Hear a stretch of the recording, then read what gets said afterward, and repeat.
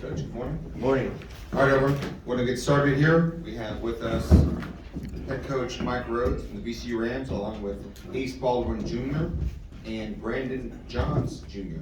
We're going to open up with a statement from Coach. Coach, want to start? Glad to be here. We're excited. Really proud of our guys yesterday and their effort, their approach going into the Davidson game. And I thought we played the right way. Watching the tape last night, we really shared the basketball, so we got to continue to do that. So everything starts with our defense, but when we have some offensive efficiency, that's when we're playing at our best. So really proud of how we started the conference tournament. We have a heck of a opponent in St. Louis. We've had two great battles with them this year, and we were fortunate to win both of them. And we know we got our hands full to continue on in this tournament. So we're happy to be here, but we have work ahead of us, and we're excited to do it. All right, we are going to open the floor up to questions for Ace and Brandon. If you have a question, please raise your hand. We have microphones. And then please make sure you state your name and affiliation. We're going to start here in the front.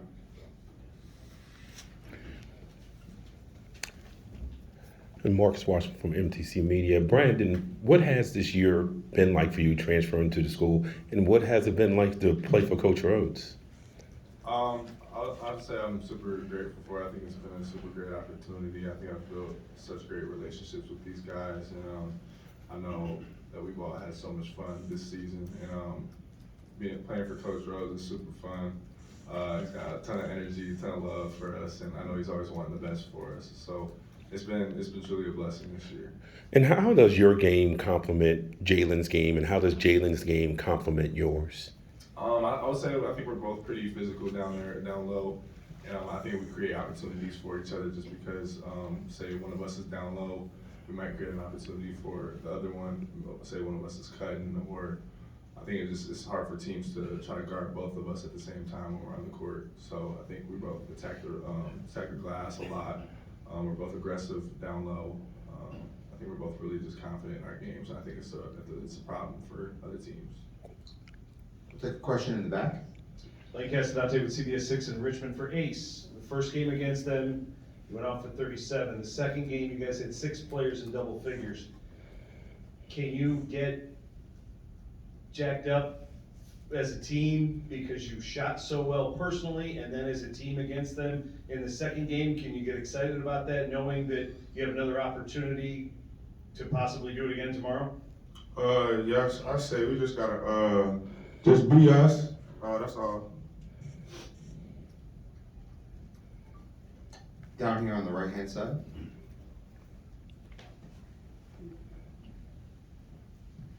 Matt Shelton at VCURamnation.com. You guys turned them over like a quarter of their possessions in the last meeting with them. How were you able to have so much success against a team like that they're a top 100 turnover offense, but y'all kind of had to wear with them? I'll say I think when we stay confident in ourselves and to play VCU style basketball, I think it's hard for teams to get in their style of play with us. I think we put a lot of pressure on teams with our defense, and we kind of put them out of their structure and their system offensively. So I think the more we play like ourselves and the more we trust in the system, I think the more success we'll come out with. We're going to go right here on the left-hand side. Tim. Tim Burrell, Richmond Times-Dispatch. What did y'all do so well against them in the first 2 games? And what do you need to do again in this game?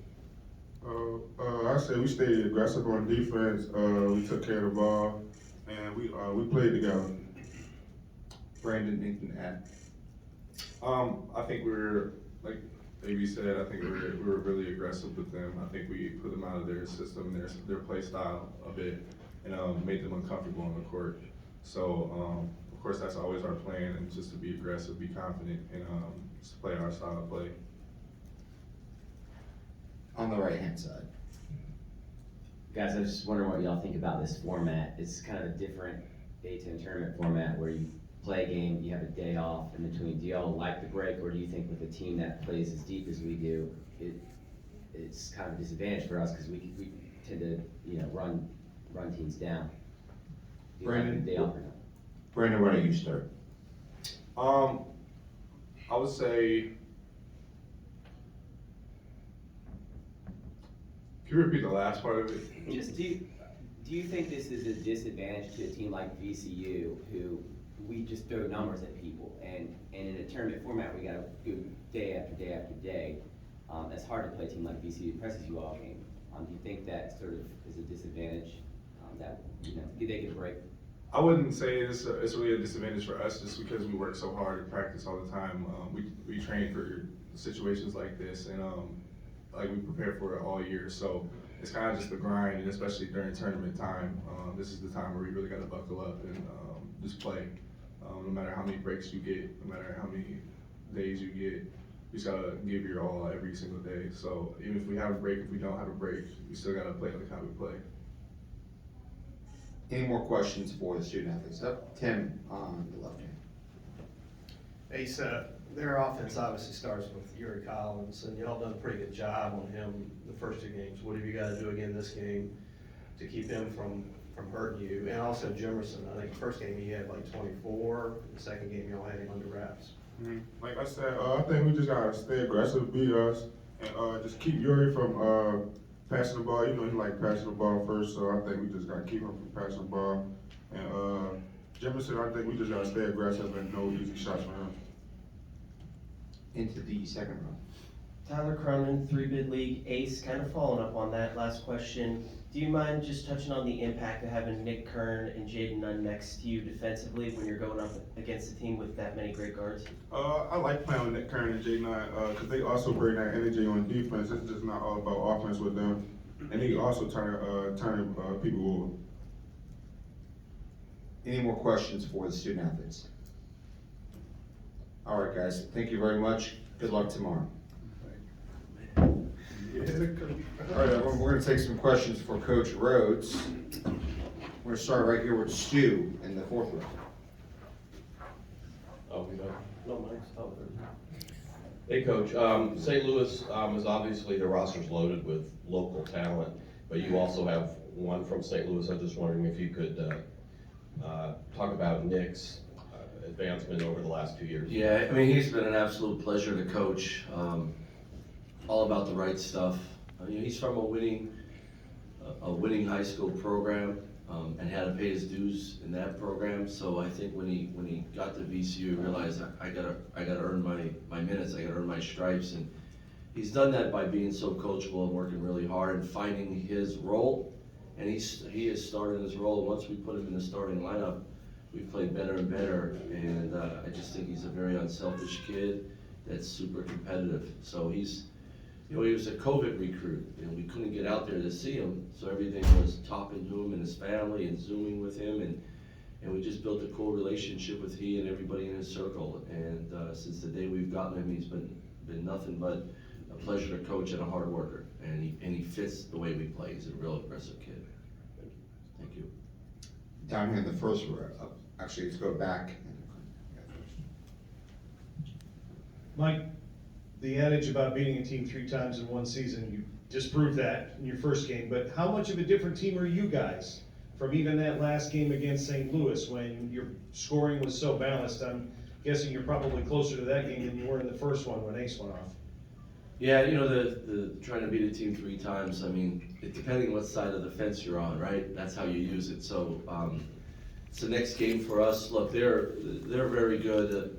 There's things from the first 2 games we could use to help us and to try to win the game, but there's also things that they can use. And so when you're very familiar with an opponent, you want to make sure you stick to who you are and what you do, and not get away from your style of play. The emphasis you have, it's always going to be about us, no matter who our opponent is. But when you know another opponent so well and you're familiar, you give them great respect, and you know, you might try a couple things differently than the first 2 games, but to us, it's about us. It's got to be about us with our style of play and how we go about it. Down in the front row. And Coach, more on that, you talk about the familiarity. Are you the type of coach that has held a couple things back where you have some new actions off of some existing actions without getting away any trade secrets? You think I'm going to tell you right now? I had to ask though. You always have some things with everybody does at this time of the year. Without a doubt, we've practiced them, and I worked for a guy by the name of Hal Nunley at Randolph-Macon College. I was his assistant at 22 and 23 before I became the head coach there. And I learned a lot from him going into late season. And you have a couple things in your back pocket you hold on to. You might not need them, but you'd be ready. So that's always been my approach, but it's still about your team and your style of play. And do you see the Atlantic 10 as a whole as being a multi-bid league coming into Sunday? Look, we're 25-7. We won the A-10 by 3 games. We played a good schedule. That's pretty darn good. I think any coach ever in the A-10 would take that in a second. So I hope people see that, as well as we have some good teams in this league, and the upper teams play really good schedules, and we got to do well in non-conference to take a big bite out of the whole picture of college basketball. But I mean, we're sitting here in the semifinals at 25-7 and won our league by 3 games, and we play a good schedule. So I hope that people see that and know that. Over the 10. Hey, Mike, you got 4 really good perimeter defenders, and you switched off on some of the opponent's better players. How have you been able to contain Yuri Collins? I don't know if you contain him. I want to say slow him down, but that's impossible. Make it really hard. He's going to make some great plays. He's going to make some great dribble moves. He's going to get downhill on you at times because he is that good. He's going to make his teammates better at times where the way he throws the ball to them and gets them easy shots. Just think you make it really hard for him. You try not to let him get space and get downhill consistently because that's when he gets going. So we'll put different guys on him, but it's more about our team defense against a really good player than just say a matchup. That's important. Don't get me wrong. We have some guys that can guard some good perimeter players, but you got to guard a really good player with five guys, not just one. And I think that's the emphasis, always playing against a good player. On the right-hand side.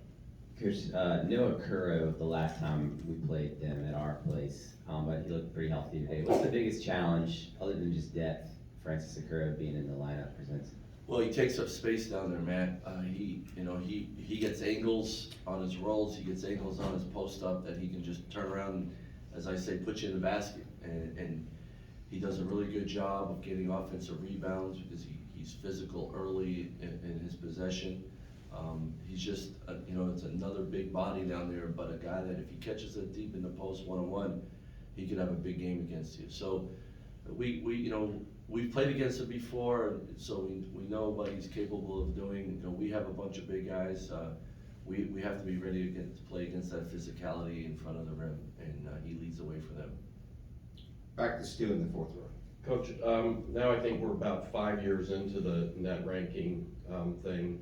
Do you have any thoughts on the process, how it works, and then also have the coaches in this league, do you think, figured out the best way to schedule to improve net?